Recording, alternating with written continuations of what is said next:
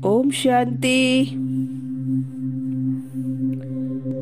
भारतवासी शिव और शंकर दोनों को अलग ही समझ लेने की गलती कर देते हैं, जबकि दोनों का नाम अलग है। शिव और शंकर दोनों का स्वरूप भी अलग है।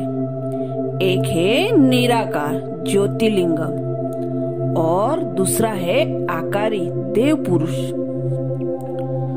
दोनों के कर्तव्य भी अलग अलग हैं। एक है सदाशिव अर्थात सदा कल्याण करने वाले और दूसरे हैं विनाशकारी कहते हैं। जब उनका तीसरा नेत्र खुलता है तो महाविनाश हो जाता है।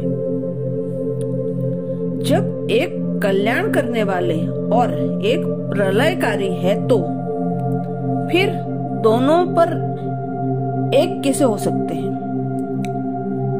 परमात्मा शिव ज्योतिर्लिंगम स्वरूप है और शंकर के साथ उनका पूरा परिवार, अर्थात उसे ग्रस्त धर्म में दिखाया गया है।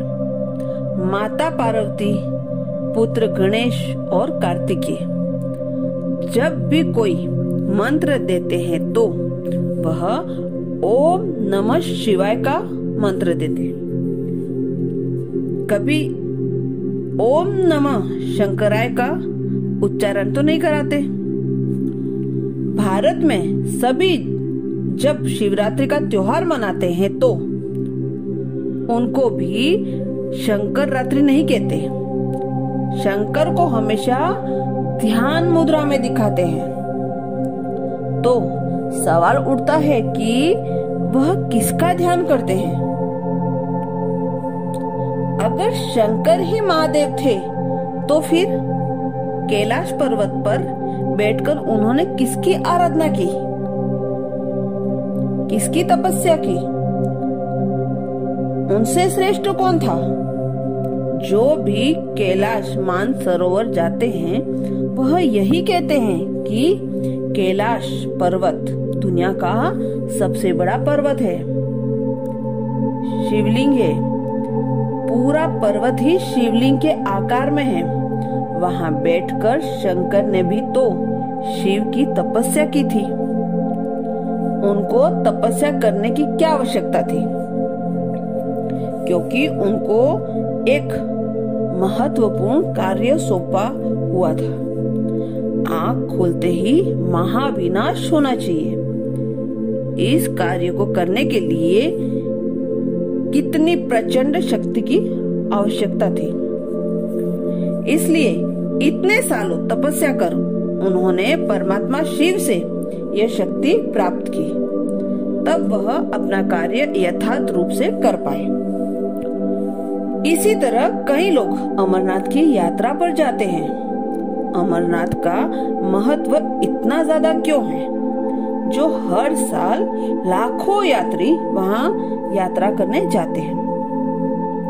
शास्त्रों के अनुसार बताया गया है कि अमरनाथ का महत्व इसलिए है कि वहां पर शंकर ने पार्वती जी को अमरनाथ की अमर कथा सुनाई थी। अब शंकर ने पार्वती जी को कौन से अमरनाथ की कथा सुनाई? कहने का भाव है कि अमरनाथ और शंकर एक है या अलग? उस कथा के साक्षी के रूप में वो दो कबूतर दिखाते हैं। अब अगर शंकर ने भी पार्वती जी को अमरनाथ की अमर कथा सुनाई तो इसका मतलब शंकर और अमरनाथ अलग है, तभी तो कथा सुनाई। नहीं तो पार्वती जी को तो पता ही होना चाहिए था ना। फिर सुनाने का क्या मतलब?